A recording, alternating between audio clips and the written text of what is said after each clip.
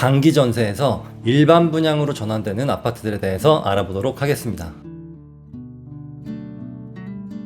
자, 리스트부터 한번 보시죠. 27년, 28년, 29년, 30년 쭉 있는데요. 딱 봤을 때 몇 개 눈에 들어오는 것들이 있습니다. 순서대로 한번 볼게요. 가장 먼저 일정이 잡혀 있는 것은 마곡 수명산파크와 송파 파인타운. 여기 둘 다 입지가 너무 좋죠. 수명산파크를 보실 때는 세 가지를 중점적으로 보셔야 하는데요. 첫 번째는 5호선과의 접근성입니다. 역과 너무 먼 곳은 1km가 넘는 곳들이 있거든요. 아무래도 역과 가까울수록 좋겠죠. 두 번째는 초소형 평수의 비율입니다. 5구나 8사로만 구성된 곳과 초소형 평수가 정말 많이 섞여 있는 곳은 아무리 일반으로 전환을 하더라도 차이가 있을 수밖에 없습니다. 소득 수준이라든지 주차 공간, 혼잡도 같은 부분에서 아무리 동이 다르다 할지라도 느껴질 수밖에 없어요. 또 하나 고려사항은 전체 세대수입니다. 수명산파크는 여러 개의 단지가 쪼개져 있기 때문에 같은 수명산파크라 할지라도 세대수가 적다 보면 그만큼의 수요가 차이가 있을 수밖에 없어요. 다음 송파 파인타운. 여기도 입지는 너무 좋죠. 여기를 보실 때는 수명산파크와 마찬가지로 초소형 평수의 비율을 따져보셔야 하고요. 또 하나 장기 전세가 일반으로 전환될지라도 원래 임대 세대는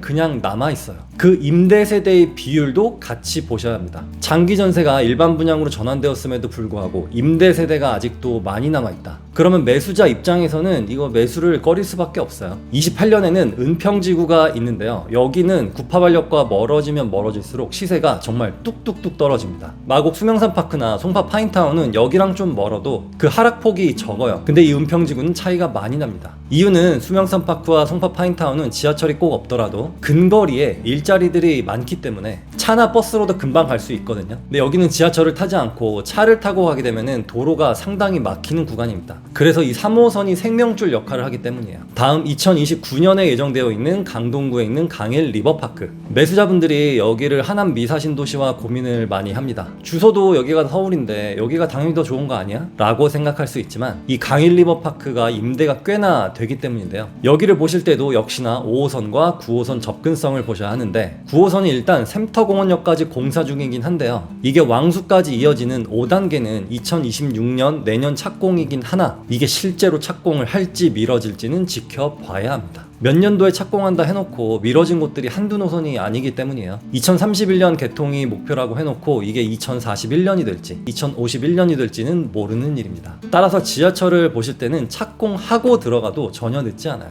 어쨌든 여기 강일지구는 고덕동, 상일동에 접해 있고 배후 세대로는 미사신도시가 있는 아주 쾌적한 곳 중에 하나입니다. 또 하나 초소형 평수의 비율이 상대적으로 적어요. 이것도 장점으로 작용하겠습니다. 다음 우면 서초 네이처힐. 여기도 위례 과천선의 호재를 받는 곳 중에 하나고요. 또 하나의 호재는 주암지구의 완성인데요. 선바이역과 양재시민의숲역 사이가 정말 위치는 좋거든요. 그런데 노는 땅들이 정말 많아요. 이쪽이 개발이 되게 되면 네이처힐 단지들도 긍정적인 수혜를 받게 됩니다. 서초 네이처힐 3단지 84제곱이 15억 3천인데요. 전세는 8억입니다. 84제곱 15억 3천이면 광진구 현대 프라임과 시세가 같아요. 같은 84제곱으로 한 채를 반드시 매수를 해야 한다고 가정했을 때 여러분은 주변에 변화가 많은 서초 네이처힐 3단지와 학군이 좋고 교통이 좋지만 구축인 현대 프라임 둘 중에 무엇을 선택하실 건가요? 한번 생각해 보시고요. 그 다음에 주목하면 좋을 곳은 세곡, 마곡, 내곡, 우면입니다. 위례 과천선이 들어오면 세곡과 자곡이 수혜를 볼 텐데요. 예를 들어 세곡 리엔파크 3단지 같은 경우 입지가 좋음에도 시세가 눌려있는 이유는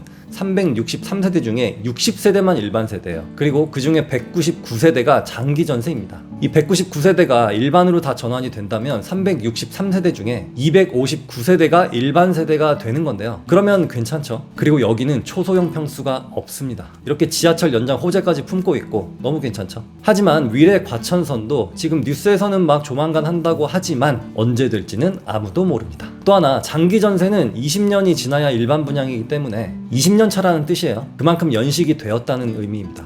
따라서 그 아파트의 단지의 컨디션도 같이 보셔야겠어요. 어떤 곳은 20년이 지났는데도 정말 깔끔하고 어디는 구축 냄새가 폴폴 나고 아무래도 차이가 있겠죠. 만약에 지금 여러분이 장기 전세에 거주를 하고 있다면 주의해야 할 점이 있는데요. 무주택 기간, 거주 기간, 소득과 자산 기준이 적합한지 확인을 하셔야 돼요. 이것 때문에 자격 박탈 당하시는 분들이 은근히 많거든요. 아니 내가 여기 실거주 했으니까 무조건 분양 대상자 아니야? 라고 그냥 무턱대고 믿고 계시면 큰일 납니다. 따라서 LH와 SH에서 발표하는 임대주택 모집 공고 그리고 분양 전환 지침을 좀 복잡하더라도 반드시 확인을 하셔야 합니다. 이런 일반 분양 전환 아파트를 보실 때는요, 일반 아파트를 매수하는 것과 마찬가지로 계속 강조드리는 입지와 황금성을 우선적으로 보셔야 하고요. 그 다음에 얼마나 저렴한가 이걸 또 보셔야 합니다. 일반으로 전환된다고 해서 몇 년 살고 기다렸는데 분양가가 주변 시세와 같아. 그러면 아무 메리트가 없겠죠. 임대로 전환될 때 분양가를 정하잖아요. 분양가를 이미 정해놨는데 갑자기 상승장이 왔어. 그러면 분양가가 시세 대비 확 낮아지겠죠. 그러면 너무 좋은 케이스. 반대로 하락장이 왔어.